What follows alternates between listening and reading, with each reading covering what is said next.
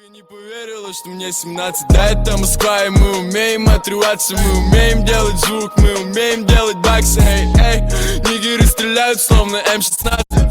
Сука, не поверила, что... जरा सोचो, एक बहुत ही खतरनाक माफिया गैंग एक अकेले आदमी को मारने पर तुली हो, पर वो नहीं जानते कि ये कोई आम आदमी नहीं है। मेरा नाम है विशाल, अनोखी फिल्म्स में आपका स्वागत है और चलिए सुनते हैं हमारी आज की कहानी। कहानी की शुरुआत होती है स्पेशल फोर्सेस के 3 फौजियों से जो अपने लीडर डेविस के साथ प्रेसिडेंट की बिल्डिंग में जा रहे थे। असल में कुछ आतंकवादी प्रेसिडेंट पर हमला करने वाले थे, इसीलिए उन्हें प्रेसिडेंट को सही सलामत बाहर निकालने की जिम्मेदारी दी गई थी। जल्द ही डेविस प्रेसिडेंट को लेकर अपनी गाड़ी में आ गया और तब प्रेसिडेंट कहने लगा कि सालों मुझे लेने ये सस्ती गाड़ी में क्यों आए हो तुम। डेविस ने जवाब दिया कि ये सब आतंकवादियों को चकमा देने के लिए किया गया है। कुछ ही देर में प्रेसिडेंट के फोन की घंटी बजी और जैसे ही उसने फोन उठाया तो अचानक वहाँ जोरदार धमाका हो गया। इसके बाद आतंकवादियों ने उन पर हमला करके उन्हें चारों ओर से घेर लिया। डेविस तुरंत प्रेसिडेंट को सुरक्षित जगह ले आया और उसके साथी आतंकवादियों का सामना करने लगे, लेकिन अचानक एक आतंकी ने डेविस के साथी को बंदी बना लिया और उसके बदले प्रेसिडेंट की मांग करने लगा।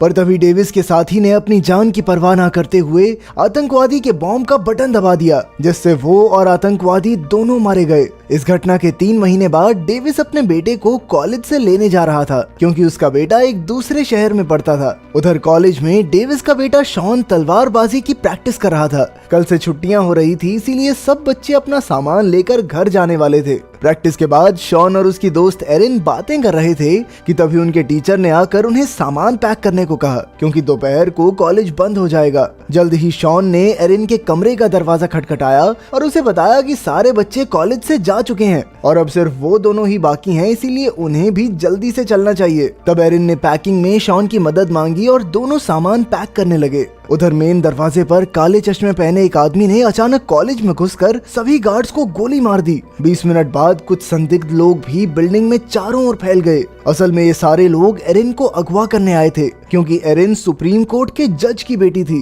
काले चश्मे वाले इस आदमी का नाम मेल्विन था। जल्द ही उसने अपनी टीम को काम पर लगा दिया और खुद एरिन का नया ड्राइवर बनकर उसका इंतजार करने लगा। कुछ ही देर में एरिन और शॉन भी नीचे आ गए और तब मेल्विन ने एरिन से कहा कि उसके पिता ने उसके लिए एक नया ड्राइवर भेजा है। इसी बीच डेविस भी कॉलेज के दरवाजे पर आ गया था और वहाँ के गार्ड के भेष में खड़े गुंडे ने उसे अंदर भेज दिया। अपने पिता को 6 महीने बाद देखकर शॉन बेहद खुश हुआ। अब एरिन गाड़ी में बैठ ही रही थी कि अचानक उसे याद आया कि वो अपना लैपटॉप तो कमरे में ही भूल आई। डेविस ने एरिन के बारे में पूछा तो शॉन ने बताया कि एरिन सुप्रीम कोर्ट के जज की बेटी है। ये सुनकर डेविस थोड़ा हैरान हुआ कि जज की बेटी इस कॉलेज में पढ़ती है। तब डेविस और शॉन वहीं रुककर एरिन का इंतजार करने लगे, क्योंकि वो पूरी बिल्डिंग में अकेली थी। तभी उसकी नजर कॉलेज के स्टाफ पर पड़ी और उसे लगा कि कुछ तो गड़बड़ है। डेविस ने शॉन को गाड़ी में बैठाया और खुद एरिन से इस ड्राइवर के बारे में पूछने चला गया। ऊपर जाकर उसने एरिन को अपने पिता को कॉल करके पूछने को कहा कि क्या उन्होंने नया ड्राइवर भेजा है। कॉल करने पर एरिन के पिता ने बताया कि उन्होंने तो कोई नया ड्राइवर नहीं भेजा। तभी अचानक से फोन कट गया। इसके बाद डेविस ने एरिन को अपने साथ चलने को कहा, पर अचानक पूरी बिल्डिंग की लाइट चली गई। डेविस ने खिड़की से देखा कि एक औरत बाहर निगरानी रख रही थी। वो समझ गया कि ये सारे लोग एरिन को अगवा करने आए हैं। अब डेविस और एरिन बाहर निकलने का रास्ता ढूंढ रहे थे कि अचानक एरिन के फोन पर मेल्विन का कॉल आया। मेल्विन समझ गया था कि उसका भांडा फूट चुका है, इसीलिए उसने डेविस से कहा कि उसकी टीम ने चारों ओर से कॉलेज को घेर रखा है। साथ ही उन्होंने सारे नेटवर्क्स भी हैक कर लिए हैं, इसीलिए डेविस की भलाई इसी में होगी कि वो एरिन को उनके हवाले करके अपने बेटे के साथ निकल जाए। पर डेविस ने बिना डरे कहा कि वो एरिन को कभी भी उनके हाथ नहीं लगने देगा। उधर एरिन के पिता पूल खेल रहे थे कि अचानक उसके बॉडीगार्ड ने खबर दी कि CIA का डायरेक्टर फिलिप उससे मिलने आया है। फिलिप ने जज से मिलकर पूछा कि वो आने वाले केस पर क्या फैसला सुनाने वाला है। असल में ये संविधान को बदलने का केस था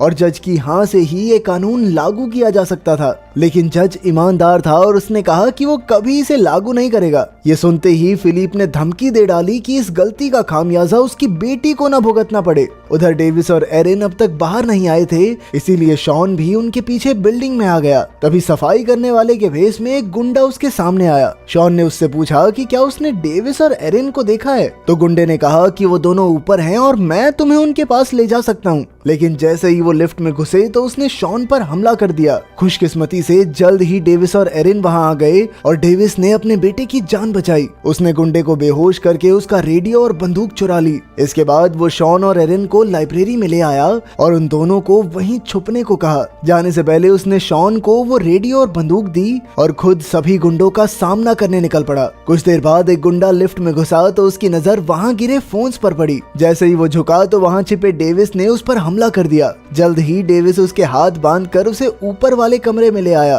फिर उसने पुलिस को खबर करने की कोशिश की, लेकिन गुंडों ने सभी नेटवर्क हैक कर लिए थे। मौका देखकर गुंडे ने डेविस पर हमला किया, लेकिन डेविस ने अपनी ताकत से उसे बुरी तरह पीटकर ऊपर पहुंचा दिया। उधर मेलविन, जो खुद एक CIA एजेंट था, उसे पता चला कि डेविस कोई आम आदमी नहीं बल्कि फौज की स्पेशल फोर्सेस का कैप्टन है, जिसने कई खतरनाक मिशंस को अपने देश के लिए मुकम्मल किया है। अब मेलविन ने अपने सभी आदमियों को सावधान कर दिया, क्योंकि डेविस से पंगा लेना खतरे से खाली नहीं था। इधर लाइब्रेरी में एरिन ने देखा कि शॉन के हाथ से खून बह रहा था। फिर वो जबरदस्ती शॉन को मेडिकल रूम में ले आई ताकि वो उसके घाव पर मरहम लगा सके। वहां जाकर एरिन ने शॉन के हाथ पर पट्टी बांधी, पर उधर शॉन पर हमला करने वाले गुंडे को होश आ गया था और वो भी उन्हें ढूंढते हुए मेडिकल रूम तक आ पहुंचा। उसे देखकर शॉन ने उस पर वार कर दिया और दोनों में लड़ाई छिड़ गई। वो गुंडा शॉन को मारने ही वाला था कि ऐन वक्त पर एरिन ने उसका चेहरा जला दिया। अब गुंडे ने एरिन को धक्का देकर जमीन पर गिरा दिया, लेकिन इसी मौके का फायदा उठाकर शॉन ने उस पर बंदूक तान दी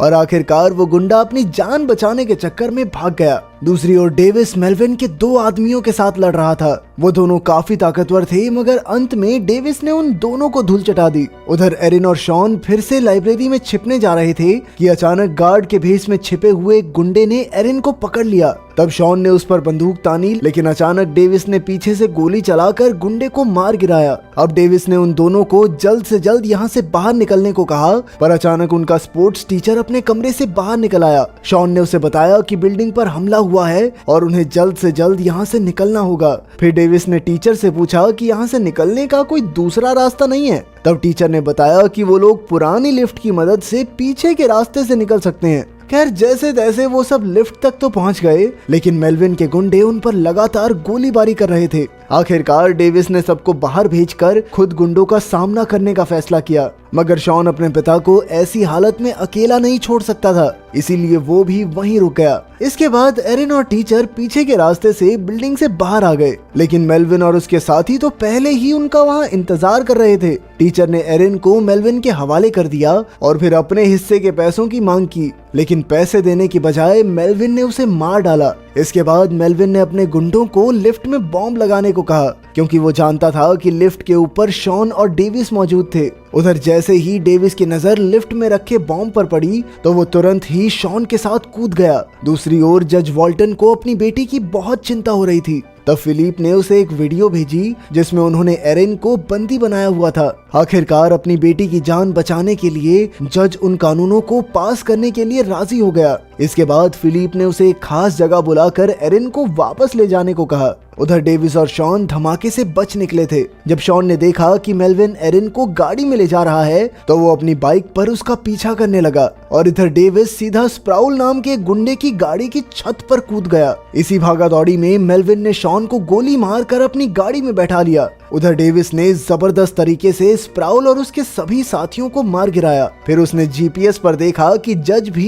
इसी दिशा में आ रहा था। तब उसने जज को रास्ते में रोककर सारी बात बताई और कहा कि वो उसकी बेटी को बचाने में उसकी पूरी मदद करेगा। इसके बाद वो दोनों शॉन और एरिन को बचाने निकल पड़े। वहां पहुंचकर जज खाली हाथ बाहर निकला और मेलविन के गुंडों ने उसकी तलाशी ली। अचानक जज वहां से भागा और उसी पल गाड़ी में जोरदार धमाका हो गया। तभी डेविस हाथ में बंदूक लेकर धमाके से बाहर निकला और उसने एक एक करके मेलविन के सभी आदमियों को गोलियों से भून दिया। उधर शॉन भी फिलिप के आदमियों का सामना कर रहा था। पर उसे हराते ही वहां और गुंडे घुस आए और जबरदस्त लड़ाई शुरू हो गई। मगर शॉन ने पूरी जी जान लगाकर सभी गुंडों की हड्डी पसली एक कर दी। इसके बाद वो एरिन के पीछे भागा, जिसे जबरदस्ती समुद्री जहाज में ले जाया जा रहा था। तब शॉन ने बहादुरी से गुंडों का सामना करके एरिन की जान बचाई। कुछ ही पलों में जज भी वहां आ गया और वो उन दोनों को एक सुरक्षित जगह ले आया। उधर डेविस और मेलविन के बीच भयंकर लड़ाई चल रही थी कि अचानक डेविस के एक वार से गैस पाइप टूट गई। जल्द ही वहां गैस फैल गई और अब कुछ ही पलों में धमाका होने ही वाला था कि डेविस तुरंत बाहर कूद गया।